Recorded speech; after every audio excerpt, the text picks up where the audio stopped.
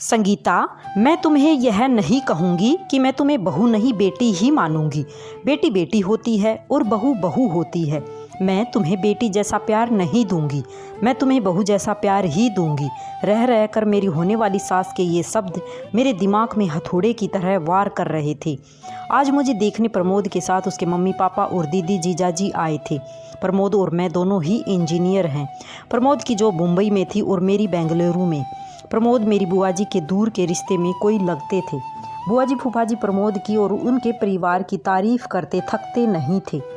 इतनी तारीफ सुनकर मुझे मन ही मन लग रहा था कि यदि यह संबद्ध हो जाता तो मैं अपने आप को बहुत खुश नसीब समझूंगी, क्योंकि कहा जाता है ना, पति पत्नी के गुण नहीं मिले तो चलता है, लेकिन सास बहू के गुण मिलना चाहिए, तभी वैवाहिक जीवन सुखी रहता है। यही सोचकर मैं मन ही मन खुश हो रही थी कि मुझे बहुत अच्छी सास मिलने वाली है। लेकिन आज जब उन्होंने बहू जैसा प्यार देने की बात कही तो वो बात किसी के भी समझ में नहीं आ रही थी। आज तक सभी ने यही सुना था कि हर सास ऐसा ही कहती है, तुम मेरी बहू नहीं बेटी हो, मैं तुम्हें बेटी जैसा ही प्यार दूंगी। लेकिन यहाँ तो उल्टा ही हो रहा है। बहू जैसा प्यार। घर में सभी को आशंका हो रही थी कि कहीं वे शादी के बाद फिल्मों वाली ललिता पवार टाइप की सास न बन जाए। यदि ऐसा हुआ तो मेरा क्या होगा। लेकिन सिर्फ इस एक बात को नज़रअंदाज किया जाए तो बाकी सभी बातें अच्छी होने से घर के सभी सदस्यों को लग रहा था कि ये रिश्ता हो जाना चाहिए। और आखिरकार शादी हो गई। मेरी शादी तो हो गई, लेकिन दिमाग में हर वक्त मम्मी जी के शब्द तुम्हें बहू जैसा प्यार दूंगी गूंजते रहते थे। इसलिए मैं मन ही मन डरी हुई थी।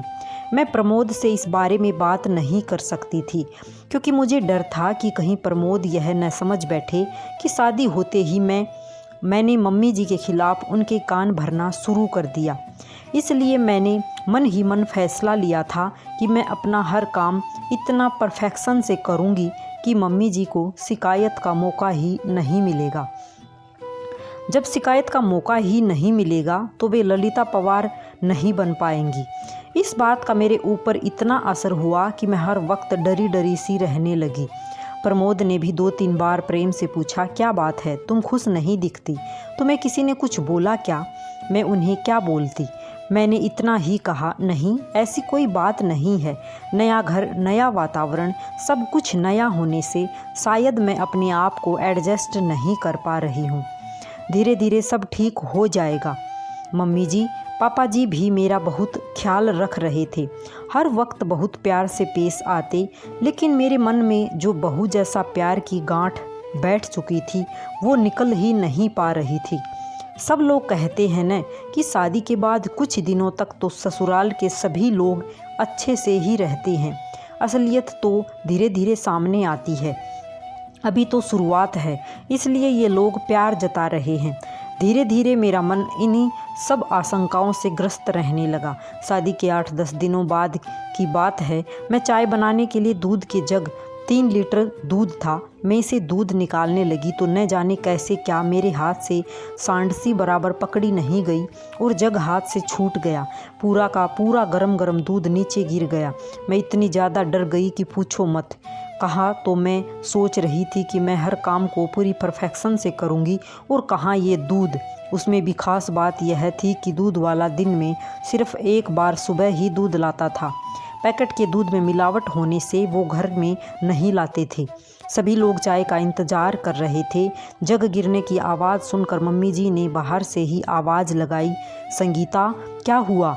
मैं तो इतनी ज़्यादा डर गई थी कि मेरे मुंह से आवाज़ ही नहीं निकली।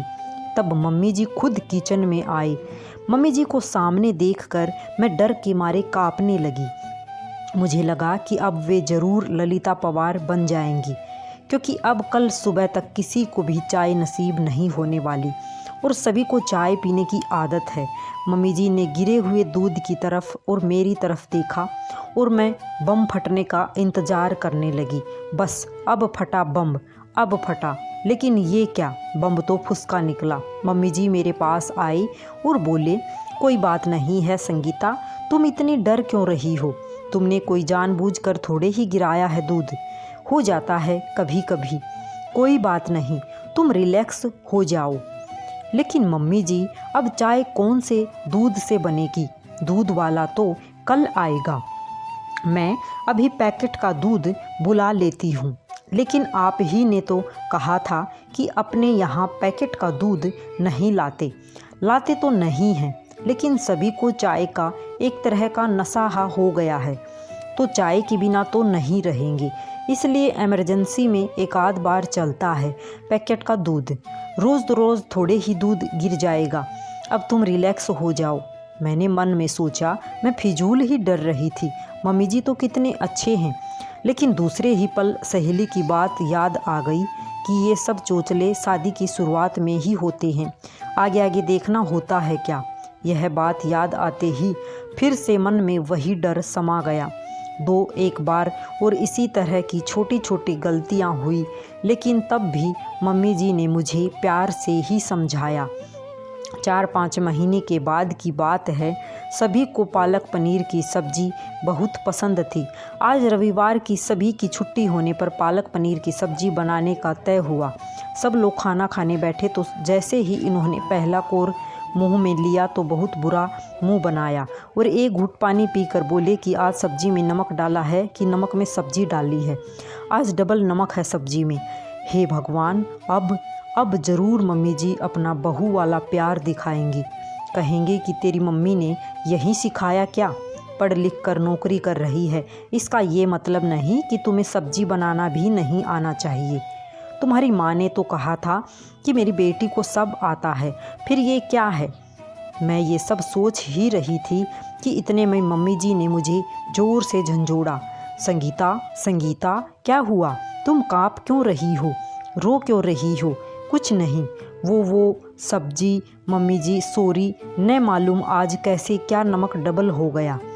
अब सब लोग खाना कैसे खाएंगे? फूल गोभी की सब्जी, दाल, चटनी और अचार है ना, खा लेंगी, तू घबरा मत। लेकिन आगे से सब्जी बनाते वक्त थोड़ा ख्याल दिया कर। दोपहर में जब मैं और मम्मी जी अकेले थे तब वो बोली, शादी हुई है तभी से मैं देख रही हूँ कि तुम फ्री नहीं लग रही हो। ऐसा लगता है कि कहीं खोई खोई सी, डरी डरी सी लगती हो। क्या बात है? यदि तुम मुझे नहीं बताओगी तो हम समस्या का निदान कैसे कर पाएंगे? यहाँ तुम्हारी मम्मी नहीं है, लेकिन मैं तो हूँ ना। तुम मुझसे अपने मन की हर बात कर सकती हो।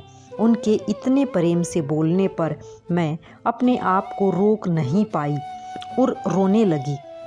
उन्होंने मुझे अपनी बाहों में भर लिया। अब बता, क्या बात है? मम्मी जी, जब आप मुझे देखने आई थी तो आपने कहा था न कि आप मुझे बेटी जैसा नहीं बहू जैसा प्यार करेंगी।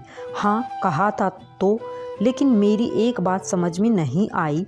बहू जैसा प्यार करूँगी ऐसा कहने पर भी आपने आज तक अपना सासूपना नहीं दिखाया और मुझे डांटा भी नहीं।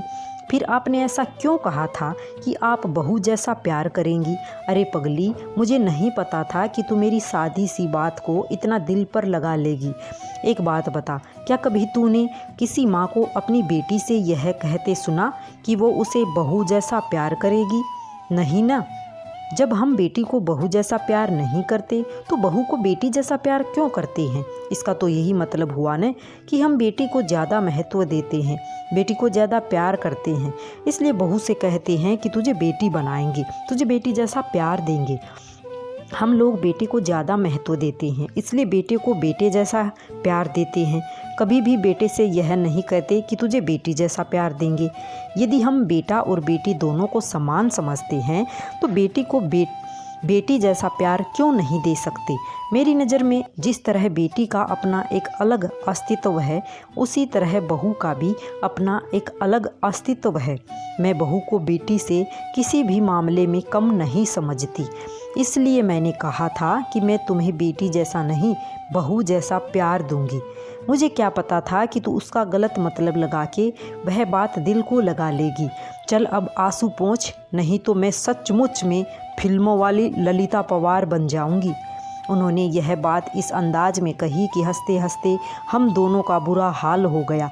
आज मुझे पता चला कि बहू वाला प्यार भी होता है और वो ऐसा प्यार होता है। राधे राधे सभी को जय श्री कृष्ण।